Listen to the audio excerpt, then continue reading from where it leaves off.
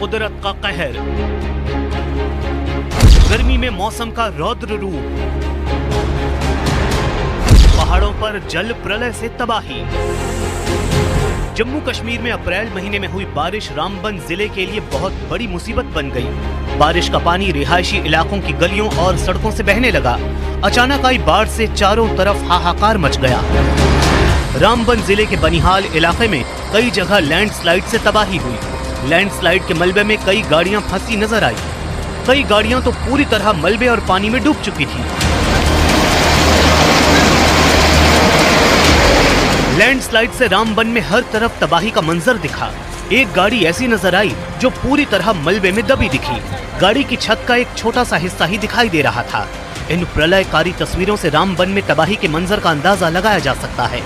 Main बाजार जहां आप मेरे ये पैर देख रहे होंगे, ये जो मेरे पैरों के नीचे ये जो छत है, ये लेंटर है, पूरी तरह से ये गिर चुका है। और ये दुकान थी, यहाँ पे दुकान थी जहाँ पे इस समय मैं खड़ी हूँ, यहाँ पे बैठी हूँ, यहाँ पे दुकान थी और ये दुकान गिरी है।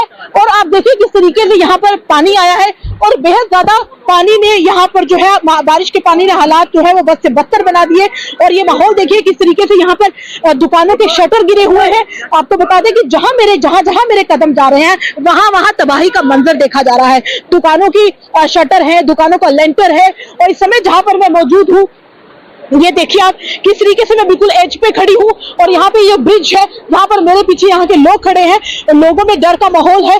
तस्वीरें देखें, ये पूरी रामबन की जो मार्केट है आपको दिखाने की कोशिश करेंगे। ये पूरी जो मार्केट है वो बह गई है। ये मार्केट सारी की सारी 20 से 25 दुकानें यहाँ पर थी जो इस तेज तूफान और बारिश से गिर गई है। यहाँ के लोग, स्थानीय लोग हमारे साथ मौजूद है, हम उनसे बात करने की कोशिश करेंगे। भाई साहब, आपसे बात करेंगे, यही के लोकल रहने वाले हैं? जी मैम। तो क्या हुआ, कब बारिश हुई, कैसे? मैम रात को 3 बजे शुरू हुई बारिश।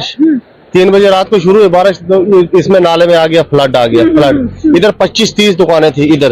अच्छा। तो 2 मकान थे, तो बेड बकरी भी थी, कसाई की 2 दुकानें थी, मोबाइल की दुकानें थी, कंप्यूटर की दुकानें, कॉस्मेटिक दुकानें बह गई, सब दुकानें बह गई, 2 मकान बह गए। रामबन में बहते पानी के साथ मलबा इतनी तेजी से आया कि एक टैंकर भी तिनके की तरह बहने लगा।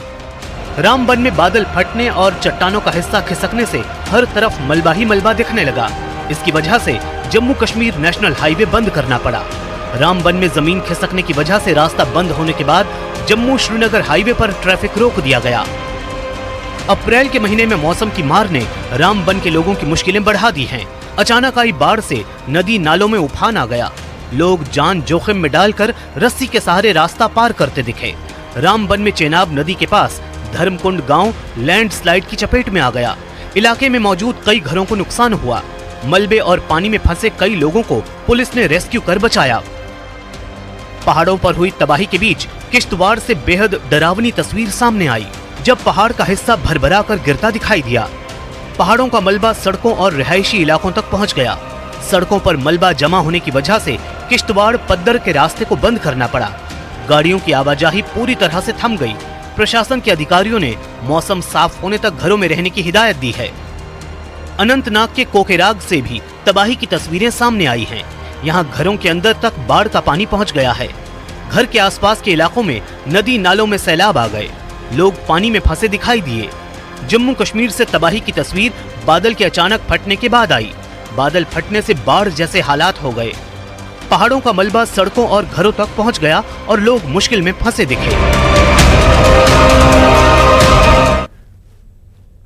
वहीं इंदौर नगर निगम के नेता प्रतिपक्ष चिंटू चौकसे को पुलिस ने गिरफ्तार कर लिया है। पुलिस उन्हें घर से हीरानगर थाने लाई, जहां प्राथमिक कार्रवाई के बाद एमवाय अस्पताल में मेडिकल हुआ। तो वहीं गिरफ्तारी की जानकारी लगते ही कांग्रेस कार्यकर्ता थाने के बाहर जमा हो गए और जमकर नारेबाजी करने लगे। सज्जन सिंह वर्मा समेत कांग्रेस नेता पुलिस कमिश्नर कार्यालय भी पहुंच गए। तो वहीं चिंटू चौकसे दिग्विजय सिंह के करीबी बताए जाते हैं और उनके खिलाफ बीजेपी कार्यकर्ताओं ने शिकायत दर्ज कराई थी। इस शिकायत के ठीक बाद पुलिस ने चिंटू चौकसे को गिरफ्तार कर लिया।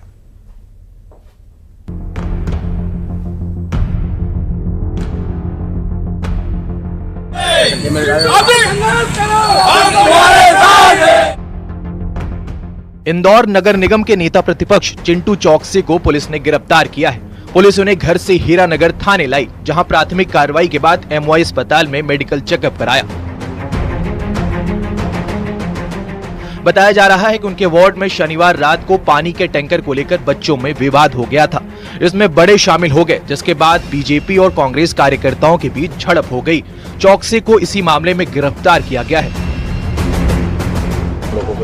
कल देर रात कपिल पाठक और चिंटू चौकसे दोनों के बच्चों के बीच में विवाद हुआ था, जिसमें से थोड़ी ही देर में दोनों पक्षों के लोग शामिल हो गए। उस पर से देर रात में कपिल पाठक की तरफ से प्राथमिकी दर्ज की गई है। प्राथमिकी में बलवा और प्राणघातक हमले की बात आई हुई है। मेडिकल रिपोर्ट भी इस तथ्य की पुष्टि कर रहा है। उस पर से प्राथमिकी दर्ज करके और अब भी जो मूल आरोपी चिंटू चौकसे और एक सुभाष दोनों गिरफ्तार किया गया है, जिसमें चिंटू चौकसे जो नेता प्रतिपक्ष है नगर निगम में, उनके भाई राधेश्याम चौकसे, रोहन और ईशान चौकसे जो उनके भाई और भतीजे हैं। इसके अलावा 4 उनके और जो साथी हैं, उनके द्वारा कपिल पाठक के ऊपर हमला किया गया था। परिणामस्वरूप कपिल पाठक के सिर पे गंभीर चोटें आई थी और जो मेडिकल रिपोर्ट था उसके आधार पर तत्काल 307 दर्ज कर लिया गया था। चिंटू चौकसे की गिरफ्तारी भी सुनिश्चित कर ली गई है। चिंटू चौकसे दिग्विजय सिंह के करीबी हैं। उनके खिलाफ बीजेपी कार्यकर्ताओं ने शिकायत दर्ज कराई, जिसके बाद पुलिस ने चिंटू चौकसे को गिरफ्तार किया है। गिरफ्तारी की जानकारी लगते ही कांग्रेस कार्यकर्ता थाने के बाहर जमा हो गए और जमकर नारेबाजी की। सज्जन सिंह वर्मा सहित कांग्रेस नेता पुलिस कमिश्नर कार्यालय पहुंचे। इंदौर नगर निगम मध्य प्रदेश की एक बड़ी संस्था है, जिसका लीडर ऑफ अपोजिशन कांग्रेस के चिंटू चौकसे हैं, संवैधानिक पद पे हैं। भाजपा का षड्यंत्र चल रहा है पूरे देश में, इंदौर में नहीं, कि डरा धमका के कांग्रेस से बीजेपी में ले लो। यदि बड़ा नेता है तो इनकम टैक्स, ईडी, सीबीआई, इसके माध्यम से अपनी पार्टी में ले लो। जो आज दौर पूरे देश में चल रहा है कि अगर कोई गैर भाजपाई पॉलिटिकल पार्टी का कोई भी व्यक्ति हो तो उसे बेवजह गिरफ्तार कर लिया जाता है, कड़ी कार्रवाई हो जाती है। और वहीं भारतीय जनता पार्टी से जुड़ा हुआ कोई व्यक्ति अगर बलात्कारी हो, गुंडा हो, बदमाश हो, कोई कार्रवाई। कांग्रेस प्रदेश अध्यक्ष जीतू पटवारी ने सरकार पर निशाना साधते हुए गिरफ्तारी को असंवैधानिक करार दिया है। वहीं उन्होंने कहा है कि कांग्रेस कार्यकर्ता अत्याचारों से डरने वाले नहीं हैं। वहीं कांग्रेस के आरोपों पर पलटवार करते हुए बीजेपी ने कहा, किसी भी अपराध में जब कांग्रेस के लोग संलिप्त पाए जाते हैं तो कांग्रेस सरकार को घेरने लगती है।